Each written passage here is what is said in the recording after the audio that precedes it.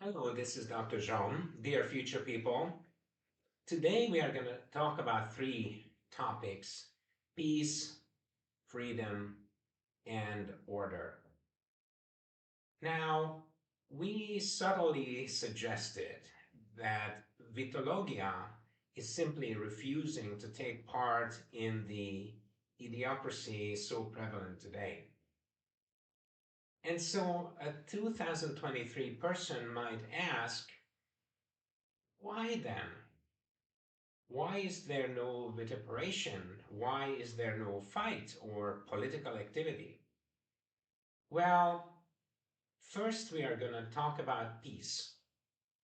And it is going to be very obvious that peace comes naturally to Vitologia because we are going to seek alternatives to confrontation, competition, and violence.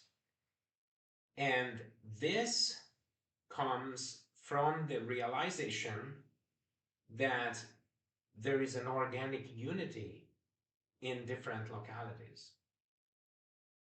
And that, of course, is true not only in the geographical sense, but also figuratively.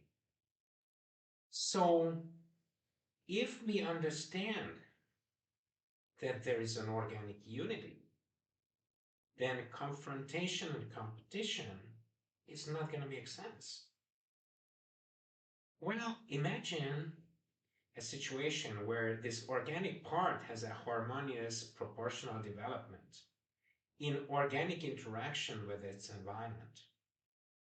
Then there's going to be a wide perspective, seeing things from a higher plane and from multiple viewpoints, realizing again that localities are different. Now, the realization that conflict often develops between competing and fundamentally similar entities. You see, remember when we talked about competition, then we said that for competition to rise, there has to be consensus. There has to be an established road, right?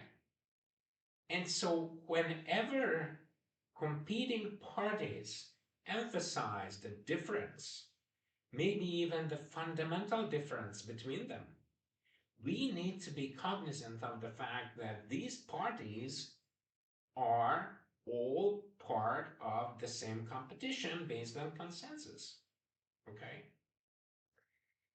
So, because there is assimilation during competition, because everybody is basically um, attending the same type of competition with the same type of rules that they're going to respect. And the extreme of this is, of course, realism. Then these parties are not going to be so different after all. In fact, they are similar. And they are competing because they are similar. They want the same thing. So, peace is based upon understanding the importance of underlying unity. So we do not have different parties competing that all want the same thing, that are basically homogeneous and they are competing for resources. No, we have an organic interaction over separation, beyond competing interests. And that's going to transcend the idea of separateness and boundaries. So I'm not going to compete with someone who is different, who wants different things, who need different things, and who is basically related to me, right? Who is not a separate party. And freedom also comes from the same idea. In other words, for peace to develop, we need to understand that localities are organically different, but at the same time, they organically belong to each other. If we understand this, then we can define freedom as the ability to express inner desires, drives, motivation, interests without overwhelming, suppressing interference.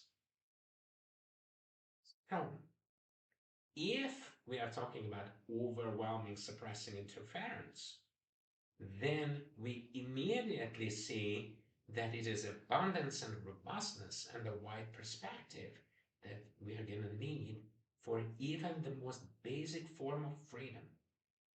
Okay?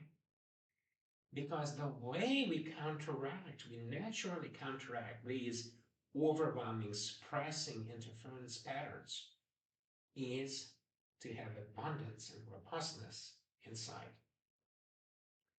So freedom means that we have the ability to understand our true motivations and inner desires. And to understand our inner motivation and drives, we need to understand the nature of local uniqueness around us, right? And that's not necessarily at the individual level. We may have this on the group level, a society level, or whatever level, okay? So freedom derives from the fact that we are not free from somebody else in terms of separateness, not even in terms of autarky, in other words, that we can survive without them. No. We have to have the ability to simply handle overwhelming, suppressing interference. And we do that by being robust. And we do that by having abundant information, by having a wider perspective so that we can see things from different viewpoints, including viewpoints of other localities. Freedom is when the soul seed brings forth its content with understanding of organic unity of all mind and soul. So this is all about local uniqueness, understanding local uniqueness, the soul seed being the expression that emphasizes that local uniqueness is alive. And so when we understand our local uniqueness, then we can have our inner desires and motivations and drives come free and without interference, because we can handle the influences that might be overwhelming or suppressing for someone who has no robustness. So let's give a little bit of an example here to make this a little easier. So imagine a drop of water. Well, there's several drops of water here, but it's just, let's focus on one. So this drop of water seems like it is a separate entity, right? So in other words, it is separate because it has boundaries with respect to the next drop of water, for example. Okay. But if we dig a little bit deeper, then we understand that really this boundary is not only temporary, but it is contingent. Okay. It is contingent on how we see things. We might be able to see that this drop of water as a transient entity is really not a separate entity, because there is an equilibrium between it and vapor, cloud, river, soil water, which forms a great whole of water, okay? And even though there's different density, in other words, in the drop of water, we see dense water, which is easy to see. But around it, there's also water. It's just less dense so that we don't necessarily notice it, okay? but the equilibrium exists. So this drop of water is in interaction with the water in vapor, in whatever form water may take. So as the drop of water is really not a separate entity, although it is highly unique, but it is not separate. So the individual mind and soul and the individual soul seed, the same way as the group or the community mind and soul seed, are not separate. Now, they may be dense, and then you notice them, and then you think them as separate, but they really are not. So there are ideas, emotion, communication, tradition, culture, which form a group, a society, okay? And between different cultures, there's constant interaction. So what you see here is not absolute entities. What you see here is densities. Something that is easier to see, and you identify it as a separate entity, but it really is not.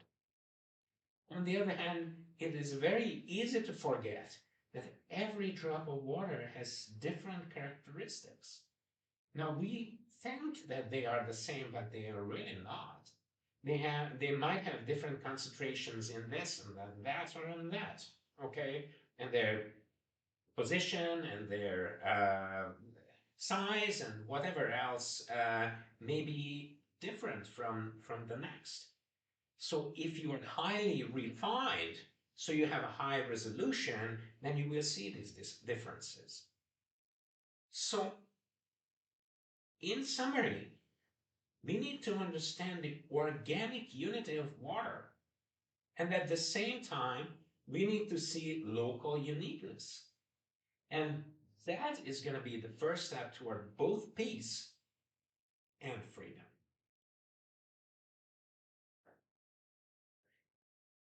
Now, organic unity differs and differs dramatically from unity through artificial standardization and coordination, such as during a competition event, for instance. Because in competition, in standardization, okay, you are thought of as a unit which is basically the same as the next unit. And you are thinking about something that can be counted because fundamentally these units are the same. But here we introduce the idea of locality, the soul seed. Locality means that you cannot really be counted because you have local uniqueness, and therefore you're different from the next location.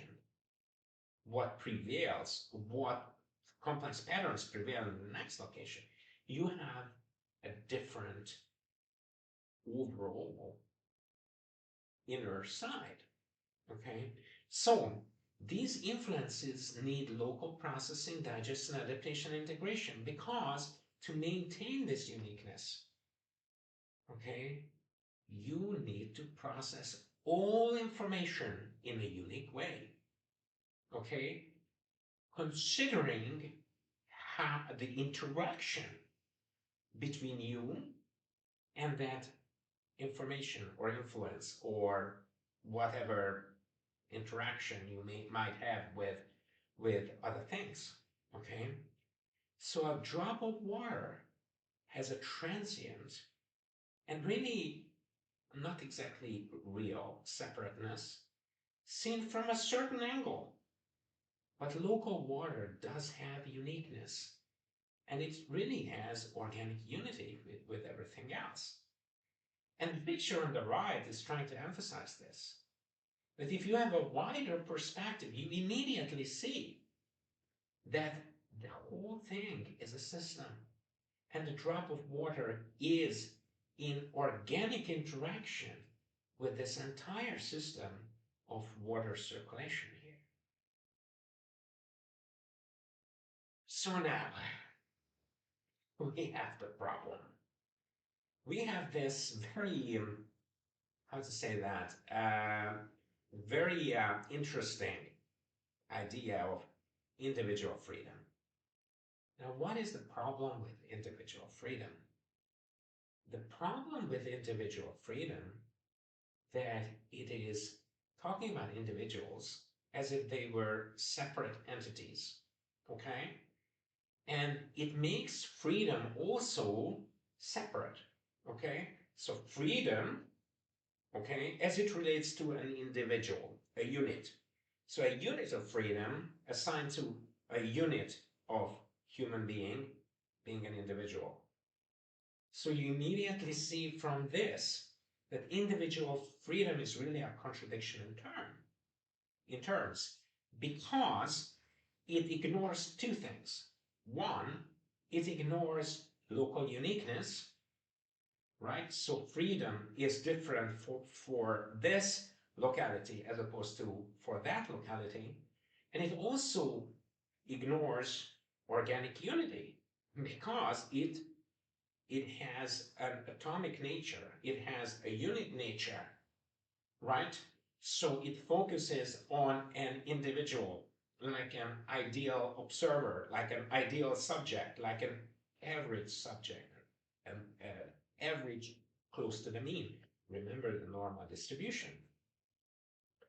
So what we are saying is that an individual, okay, is highly unique but not separate. The individual, the human individual, is bound by customs, traditions, rules, institutions, and all kinds of interaction between every other individual. So it's like a drop of water. It is not a separate entity, okay? So what happens is that any individual has a natural support system. And that's very important when you are in a state of regression. You are, I don't know, depressed or weak or sick or something like that. Well, the problem is that when this natural support system is replaced by standardization and coordination, in other words, rules, centers, artificial laws, okay, then this local uniqueness decreases. And instead of an organic unity, you are going to have an artificial unity, homogeneous unity. Okay? So let's talk about a little bit more of a concrete example. And that is that humans need small communities. So in other words, countries and societies and are all good. But people, for a long, long time, historically, lived in small communities. Okay? People need that. Now, when these so small communities are eliminated and the special, unique circumstances prevailing locally are wiped out through standardization, then community memory, the soul seed, the unique line of development that is naturally unique for each community is lost. So identity is lost, and the human individual is drifting. Okay? On the other hand, small communities are never totally independent or separate because, of course, there is very close communication and interaction between communities. Nevertheless, humans need small communities. Okay?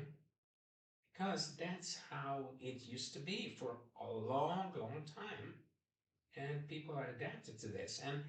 And adaptation for changes is very slow. So that if you have a sudden change, basically wiping out smaller communities and replacing them with highly artificial large communities, then you're going to have a problem. So there are two ways to maintain freedom.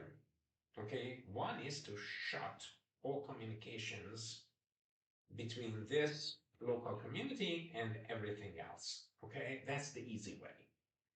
And that's not the natural way either, because then what you are doing is you are maintaining your local uniqueness, but abundance is going to be hurt.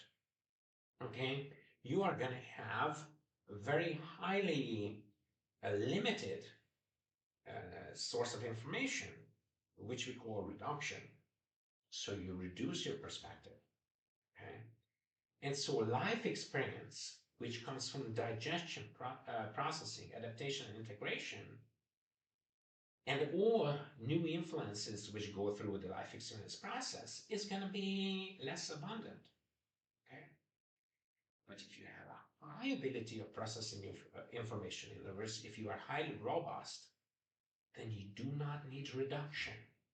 Okay, and freedom is based on robustness. Why? Because once we have the abundance of experience and the organization added to that abundance, and therefore we are becoming robust, then robustness basically prevents any kind of overwhelming influence to act on us.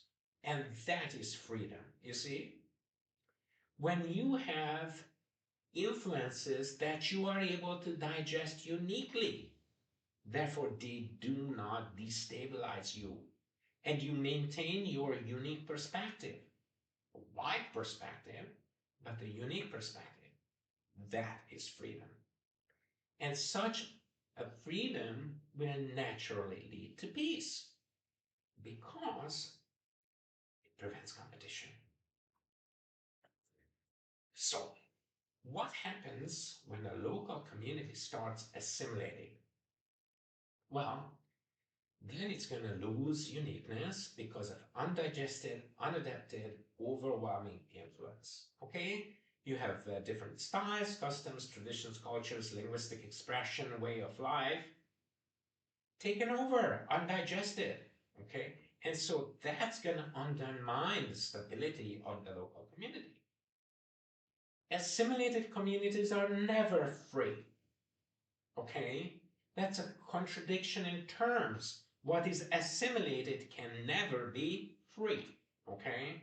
No matter how much rights you are guaranteeing, or autonomy, or resources, or whatever you are contributing to that community. Because assimilation is against local uniqueness. Without local uniqueness, there is no life experience mechanism.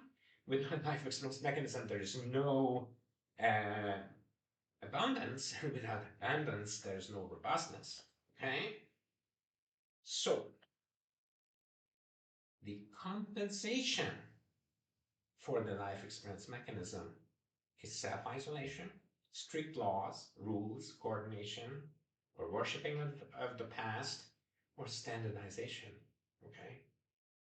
So assimilation, coordination, and standardization are the greatest enemies of freedom and ultimately peace.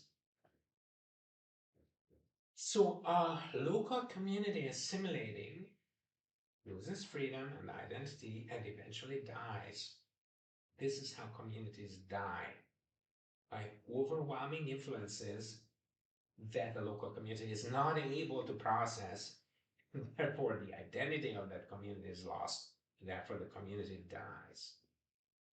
Now, a local community compensating with standardization and artificial laws will become parasitical. It cuts itself off from the rest of the world. Okay, so it becomes alien to the rest of the world. Okay, so it's going to be a foreign growth, social cancer. Okay, and in terms of parasites, there's no freedom. because the parasites always need to adapt to the host environment. A parasite is never free. So the summary of our little talk about peace and freedom is going to include the statement that local communities need to maintain uniqueness. And we need to prevent compensations such as standardization, coordination, homogeneity, uniformity as much as possible. So for all of this, we need to organize abundant experiences, life experiences. And by doing that, we are going to have robustness so we can deal with potentially unstabilizing influences from the outside. Culture, traditions, unique way of life, local communication. We respect the past, but we do not worship the past because the past is us, right? The past lives. There's no separate past, separate from the present, okay? This is just another density, like events are densities, but the whole thing comes together in organic unity. So remember, we need abundance. So reduction is always going to be a compensation. So we welcome foreign influence so far as we can handle it through the life experience mechanism. We are going to maintain peace. Why? Because we do not need competition. If we don't need competition, we do not need confrontation in the majority of cases. And we have a local and harmonious development, which is simply enriched by any kind of interaction. So we have a flourishing local community, which radiates health and good influence, but itself never seeks to assimilate others. Now, this is very important. So please understand what we are talking about here. That if you have a healthy community, this community does not need conquest, okay? Because it does not need to have rigid rules or universal traditions or standardization coordination that it enforces on other communities because of local uniqueness. You see, local uniqueness means that a community does not want truths without domains. It understands that it lives in a particular environment and all the life experiences are totally valid only for that environment. That everything that a community has its domain, has its natural domain. And it is great to interact with other communities, but other communities have to handle the information that is coming from us by uniquely digesting that type of information according to their locality. And that brings us to our final topic, which is order. So order is defined as a state of high organization within a system. And that high organization leads to stability. Okay? Order is always a dynamic state and a very specific state also, because we said that reality is in constant flux. It changes all the time. So any order that we have must follow that change, okay? And the way we do that is reorganization. So whenever complex patterns change, we need to incorporate that change into our community experience. And on the basis of that change, we reorganize the state of that local community. And we need to understand that the only way we can do that is to develop robustness. Because without robustness, the stability of the system is going to be hurt very, very easily. So if we have a very low speed of reorganization, then we have a homogeneous order based on very simple rules. And that is what happens with a child or with a teenager, okay? So what happens is that a person who is novice or a community who is novice at mental development will need support.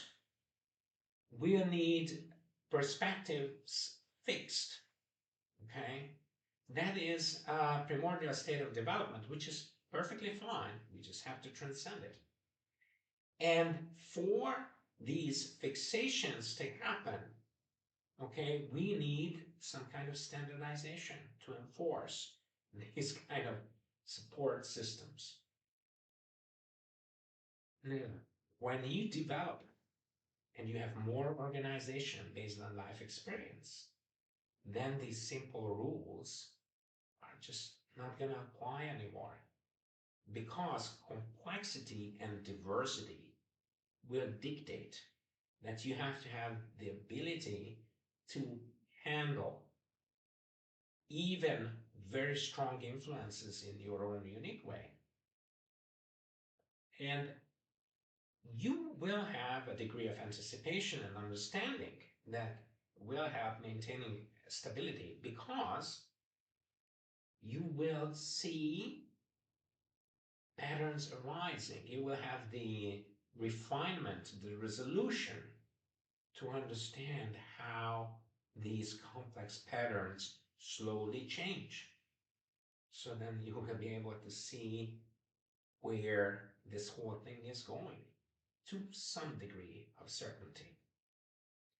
Stability, on the other hand, promotes force, energy, and ultimately freedom and peace, because stability will prevent losing a lot of energy to stabilize the system. So the energy released will be used in unique digestion, in life experience, in creating abundance, and abundance with more organization will lead to robustness and ultimately to freedom and peace. So when you lose your stability, then you will reach a state of confusion. And so you will not be able to digest and process and integrate, and therefore your adaptation capacity will be lower. So you will be forced to seek support. And seeking support usually means that as a child or as a teenager, you take over undigested material, which amounts to a mind virus. And this will lead to compensation. So shutting down avenues for new information, because you can't even handle the one that you have right now. So you will need to shut down processing new information, because the destabilization of the system is going to be that much higher if you exceed your capacity to process things. This happens when you are sleeping. Okay, the organism naturally shuts down any kind of new information in order to process the ones already experienced. So if compensation is needed, then there's going to be standardization. And standardization usually leads to disproportionate growth through hoarding and competition, depression, and realize that the depression comes from the fact that there's no harmonious development. There's no peace and freedom. So then you will not understand where all this came from because you are not able to recognize the confusion within you. And so therefore, you're going to treat these things symptomatically, like with medications, for example, okay? You're also going to have conflict, okay? Because since you are in a state of confusion, you are trying to fight against new information that you cannot handle, okay? You are going to get disease because of lack of harmony, and depression is closely linked to that. And I mean disease like medical disease, physical disease. And you are going to have idolatry. Okay? Because any type of standardization and coordination, not to mention parasitism, leads to idolatry. So order is the only guarantor of peace and freedom. But order that is dynamic, that is based on local uniqueness. And this order needs a very high maintenance, vigilance, awareness, pondering, making balanced judgment, observing with meticulous care and cultivation. Okay? So order means that you invest a lot of work and attention, organic attention. But then order is also worthwhile because it creates a high energy state. Why? Because of stability, natural stability. So it's an investment. You invest a lot of high maintenance, mental exercise and organization and all of that. And what you get out of it is a stability of a high order, not an artificial stability of coordination, of uniformity, of unit thinking, but a very highly dynamic, high dimensional order. Okay? So when you're not able to reach this, then you are going to have the empire effect. And that is a local order providing support for others, okay? But this support comes at a price of standardization, okay? Of coordination, so that you lose local uniqueness. Therefore, you are in a constant state of depression and confusion. So empire, and we're going to talk a whole lot about empire. Empire is a forceful extrapolation of local order beyond its natural domain, which is going to represent a low complexity system for its size. So a local order extended beyond its natural local domain loses relevance and validity, needing more and more suppression, homogeneity, uniformity in space and time. So there's going to be a centrality effect. And that centrality effect, this is very important, is not natural. And because it is not natural, it needs to be maintained not by organic thinking, no. To some extent, yes. And there were empires that were able to do that to some degree. But basically, empires need violence, brute force, okay? Or some kind of mental manipulation to maintain this artificial state of affairs. So an empire has a decreased scope and variety of information, which leads to a static order rather than a dynamic order based on variety and variability, okay? So it naturally needs violence to maintain it because it's very highly artificial. So you know that empire and cancer have a lot of similarities, which include high degree of uniformity, disproportionate growth, and disregard for the host. Ignoring naturally organized variety, it spreads uniformly with a uniform growth that is highly unnatural. Slavery, exploitation, and disintegration are natural consequences of empire. Empire, like idolatry, is just another form of parasitism. So the unnatural sprout of uniformity, be it an idea, a fashion, or some kind of popularity or success, is a warning sign for the empire effect. And here we come back to our original question. So if Vitologia refuses to be part of the idiocracy, why doesn't it fight? Why doesn't it try to convert others? You see, I'm right, they are not right, so I need to let them know that I'm right and convert them to my point of view.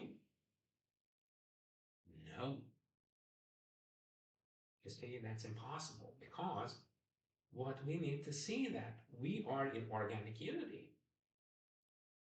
Okay, we have different viewpoints. I tell something to this person and that person and that person, but they have to take what I say for digestion, for unique processing from their point of view. Because if they took over any kind of idea as sacred, as some kind of a sport, that is going to be the same type of mind virus that we are talking about here. Okay?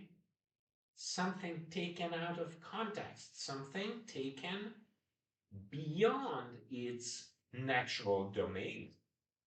This is what happened to religion, to science, to even philosophy. Okay, taken out of context, taken beyond its natural domain, creating mass effect, an empire effect, and losing local uniqueness, abundance, robustness, and the life experience mechanism.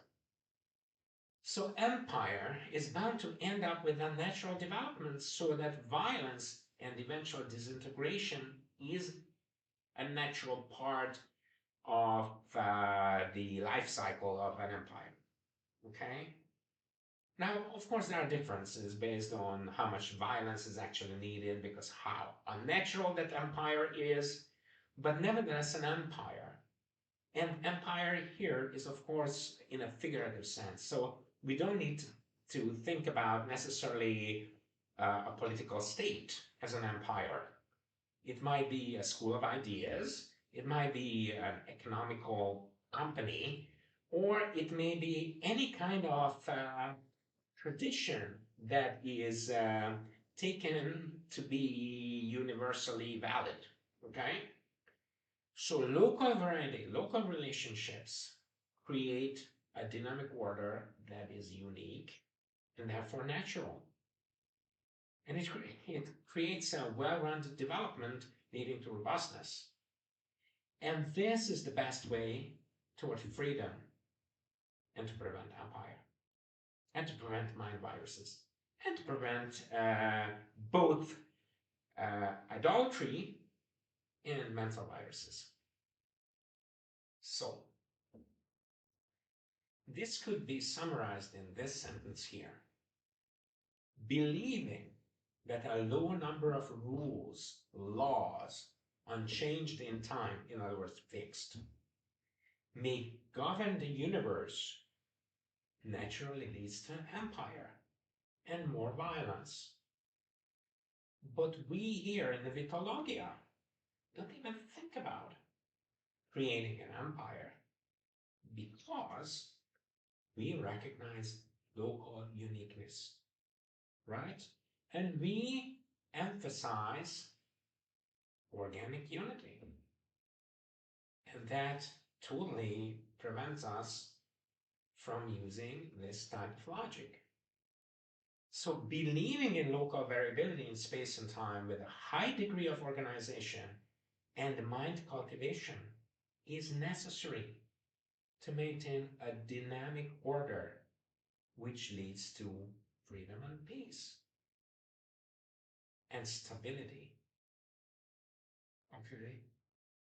And then all of a sudden we see that order, like the soul seed, is is alive. It is organic. Okay, and there's no limit to this. It's an organism at any scale. And that's the basis for our stance of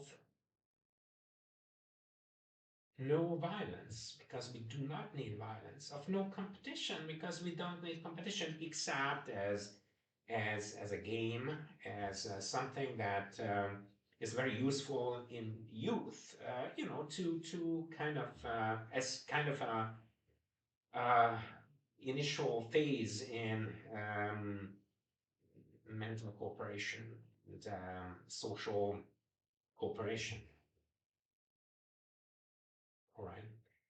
So with that, I thank you for your attention and goodbye for now.